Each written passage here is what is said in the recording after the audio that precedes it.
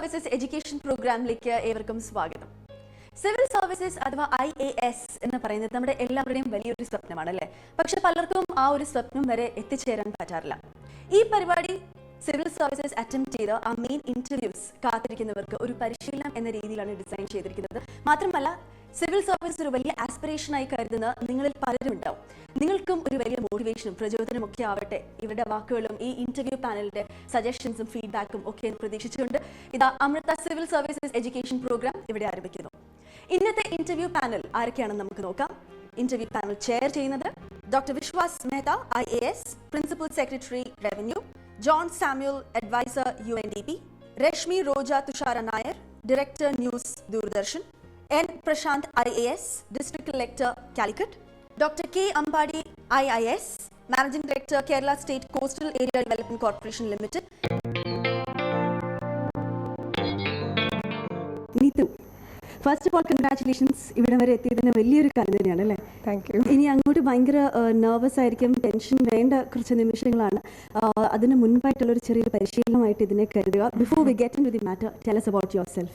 Neetu from Kottayam ആണെന്ന് നമുക്കറിയാം, പക്ഷേ something more about yourself. I'm from Pathanamthitta actually. I'm a civil engineer. ഞാൻ 1.5 years ജോലി ചെയ്യുമായിരുന്നു LNTയിൽ. അതിനുശേഷം ഐ ക്വിറ്റ് മൈ ജോബ്. പിന്നെ ഞാൻ ലാസ്റ്റ് ഇയർ 2013 നവംബർ തൊട്ട് പ്രിപ്പയർ ചെയ്യുക. അപ്പോൾ ഫസ്റ്റ് അറ്റംപ്റ്റ് ആയിരുന്നു. I cleared it. I'm happy. I'm hoping I will clear interview too. Very good. We too hope the same. So tell me, ഇപ്പം LNTയിൽ work ചെയ്തിരുന്നു, അത് break എടുത്തിട്ട് ഇങ്ങനെ സിവിൽ സർവീസ് ഒരു കരിയർ ആയിട്ട് എടുക്കാൻ, from civil engineering to civil services, എന്തുകൊണ്ടാണ് ഇങ്ങനെ ഒരു കരിയർ ചൂസ് ചെയ്തത്? Many reasons are there. ഒന്ന്, ഐ തിങ്ക് സിവിൽ സർവീസസിൽ ചേർന്നാൽ I will get more opportunity to serve the public, and that was lacking in my previous job. പിന്നെ civil service will be very diverse when compared to a job in civil engineering. So ഈ civil service എന്ന് പറയുന്നത് ചെറിയ കാര്യമല്ല, നല്ലപോലെ ഏകാഗ്രത വേണം, നന്നായി അതിനുവേണ്ടി പരിശ്രമിക്കണം. സോ ഇതിനൊക്കെ ഒരു മോട്ടിവേഷൻ എന്തായിരുന്നു, അല്ലെങ്കിൽ ആരായിരുന്നു? പെർട്ടിക്കുലർ പേഴ്സൺ ഒന്നുമില്ല, പക്ഷേ ഡേ ടു ഡേ ലൈഫിൽ ഞാൻ കാണുന്ന ഓരോ കാര്യങ്ങൾ I want to change them. I don't want to be a mute spectator. So I think that's my motivation. Very good. Okay, so wish you all the best. Thank U.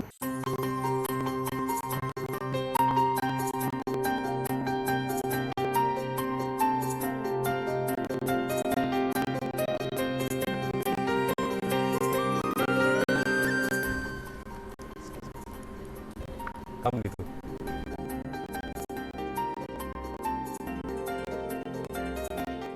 Neetu, you belong to Kandirapalli, is it? Kottayam? No, sir, I was born there, but I belong to Pathanamthitta district. Pathanamthitta district. Was this your first attempt? Yes, sir. Okay. You are a student of sociology, and that was the subject you took for the civil service exam? Yes, sir. Okay. You are fond of writing. Yes, sir. So, have you written a lot of articles or? Yes, sir, I have written a few articles. In what, newspapers or? No, sir, I have a blog. You have a blog? Yes. You write every day? Not every day, sir, at least once a month or so. I see. Did you write anything about the Nepal tragedy? No, sir, my blog is focused on social issues. Social issues, like? Mostly concentrated on India, the problem of aging, open defecation, poverty. I see. What do you think is the biggest social issue confronting Kerala? I think it is alcoholism, sir. Alcoholism. Okay. What about aging? Definitely, sir. Aging is also an important problem in Kerala. All right. How is it different from other states in terms of aging? So I think in Kerala, the population of aged is very high compared to other states, because the fertility rate is falling in Kerala. Mm-hmm. And how do you think we should confront this problem? So we should take some focused measures that are focused on specifically on tackling the problem of the aged, from medical measures to like improving, like giving them after retirement employment opportunities. And you see, we have already reached the replacement ratios. In the sense, Yes, our population is not growing. In fact, the younger number of young children is declining. And because we don't have enough number of employment opportunities, most of these young people are also going outside Kerala and many of them to the Gulf area. So with the result, we don't have young people here. Yes, sir. So how do you think, what advice will you give to the government to see that this is taken care of? So I think we can't really stop young people from going out because it's there, right? But we can take measures to create more jobs within Kerala. Apart from that, if with specifically in tackling the problem of age, I think the age should be given an opportunity to interact with children through schools, Anganwadis and so on. This alcoholism also, you said, is one of the major issues. Yes, sir. And recently, believe government of Kerala had come out with a excise policy. What do you think? Will that be something which will help take care of this social issue? So I think the direction of the policy is fine, because what it aims to do is reduce the supply of liquor and thereby bring down consumption. But it has not really worked out because the people are resorting to outlets, liquor outlets. So I think we need to further bring down the number of outlets in the state, liquor outlets. Not only reducing the supply, but I think we need a mass campaign that is meant for reducing alcoholism. We need to open more number of quality de-addiction centers and tackle it. Do you think this also leads to increased number of suicides? Yes, sir, definitely. Are you aware of the suicide rate in Kerala? I do not know the exact numbers, sir, but it is the highest in India. Highest in India? Yes, sir. Okay, thank you. You said about poverty. Yes, sir. Why do you think people are poor? So there are many reasons. One, I think it is historical.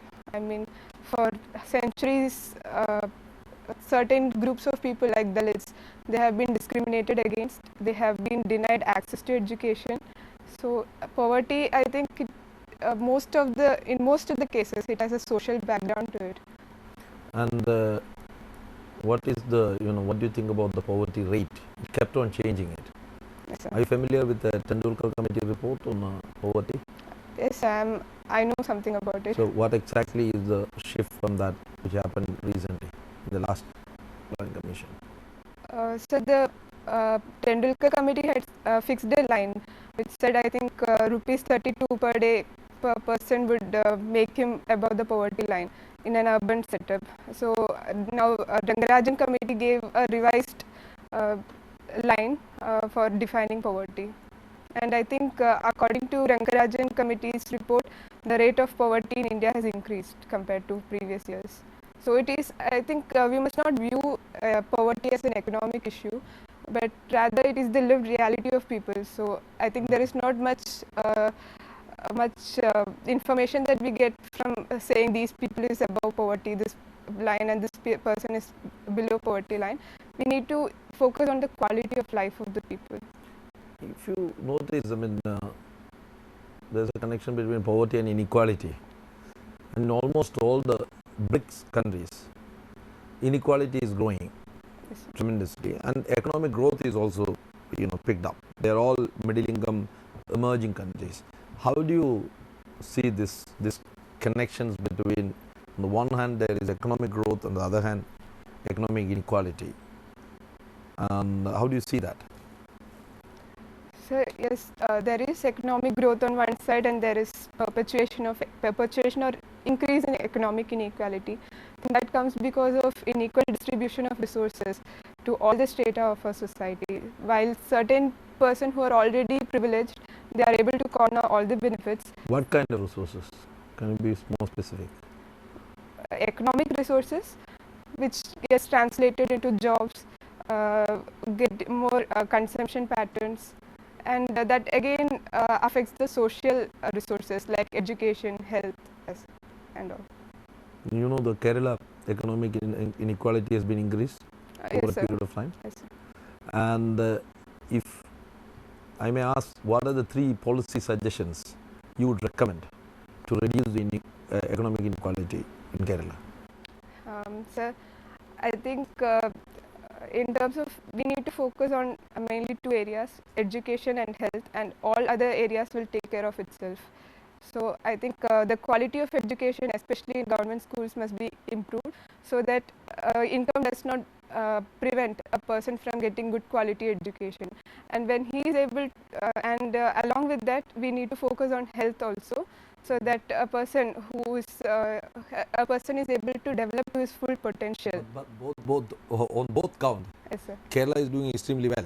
You know, if you look at the educational achievement and health indicators, you know, Kerala is doing extremely well. You know, so if you say the human capability angle, there is a problem, because your health indicator, when compared to all other states in India, and other indicators, you know, the education indicators are doing extremely well, but still there is inequality. Yes, sir, but I think the way... What exactly is the causes of it? Can you see that in Kerala, inequality is slightly different from others? You're asking me the causes of inequality in Kerala? In Kerala. Then will be Kerala case. So in Kerala, over the last few decades, there is income inequality. There is a lot of difference in income of different households. Though this income might be higher when compared to other state people, but I think it's because of the difference in remittance that people get, the kind of economic activity that they are involved in, their educational qualifications and so on. So you are a sociology student. Yes, ma'am. See, earlier you mentioned that a person has right to choose his or her job and go abroad if he or she chooses. And you also said alcoholism is a major issue. Now, shouldn't we consider isn't it a person's choice to drink and not to drink? Should we infringe on that right? What is your view on that? Yes, ma'am, it is a person's choice, is individual choice. But it is nonetheless an evil, because it causes a lot of social problems, from domestic violence to child delinquency. When such a practice causes something disruptive for the larger society, I think it needs to be controlled. I think that is where we have to draw a line between personal liberty and public nuisance. Okay, and my second question would be, social media is changing equations everywhere, in sociology and politics everywhere. How do you assess it? As an administrator, how do you use it as a tool? I think social media has a lot of potential as a tool for administrators, from disseminating information to gathering information on what is happening in my area of administration. I can use social media. For instance, can you give me some examples in which you can, ways in which you can use social media? Ma'am, say in a district there is a chance of communal violence, so I can track the kind of messages that are spreading in the social media. Is it full of hatred? Is it and towards what community? What are the future courses of action people are contemplating? So I'll get to know something that is yet to happen, so I can take proactive measures in preventing them. And my third question would be, recently there was a lot of controversy surrounding India's daughter. Yes, you must have heard of it, isn't it? So what is your take on it? I think I personally like the effort of the director in bringing out the root cause of rapes in India, and that was the kind of feeling that males are superior to women and that they must be confined to their traditional fields. But I think the timing of the documentary was not right, because the case is in the Supreme Court. The convicts have appealed for mercy against their death penalty. So perhaps after the court had disposed of the case, I think it would have been better if the documentary was shown. Should there have been a ban on it? I support the ban because of the angle that it might affect the judiciary, but otherwise I don't support the ban, ma'am. Neetu, did you like the documentary India's Daughter? To be frank, I did not watch it, sir. I came to know about its contents through newspapers and TV. Okay. Are you in favor of censorship? Censorship cannot be done away with, but it should be used very carefully, because it infringes on the freedom of people's Why can't right it to be done expression. away with? Why should sorry? Why can't censorship be done away with? You don't censor newspapers, you don't censor weeklies, so why should you censor a film or a documentary? Sir, I think it is not about the media, but it is about media which should be censored, but it is about the contents of what is being censored. Sometimes wrong information or right information which is shown in a very provocative manner can cause social disharmony. So in that case, I think it's better to like censor with utmost restraint, so that social. That's very subjective. Suppose I write a script and I get it published. There is nobody to censor that. Now the very same script is being filmed, Yes. and you say that you need a censorship. Isn't there a contradiction in that? Yes, I think print media needs to be. I think Even print media also needs to be censored. not censored in a negative sense, sir, but we need to be more cautious about what is getting disseminated. You mean the state should keep a watch on everything? Not excessive interference, but some interference is needed to maintain social harmony. You are in support of prohibition, Yes, sir. Oh, sorry, I'm not in support of. not in support of prohibition. No, really, I thought you mentioned that alcohol is an evil. You need to do away with it. Yes, sir. Yes, sir. Definitely, it's an evil, but people Mhm. have the right to drink.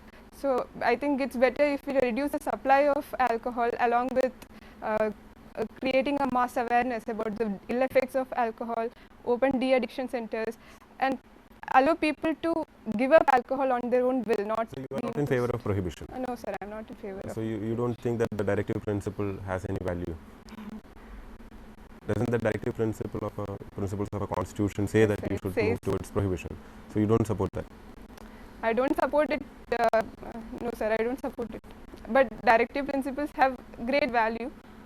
But I think this particular clause on prohibition, something that infringes on the personal right of a person, I don't support such things. See, there is increasing, so many cases of molestation, rape, everything, being reported. There was the Delhi case. Now there is something happening in Punjab. Don't you think there should be a stronger act against, perpetrators of this kind of crime? Sir, after the Nirbhaya case, I think even death penalty can be awarded to a rapist.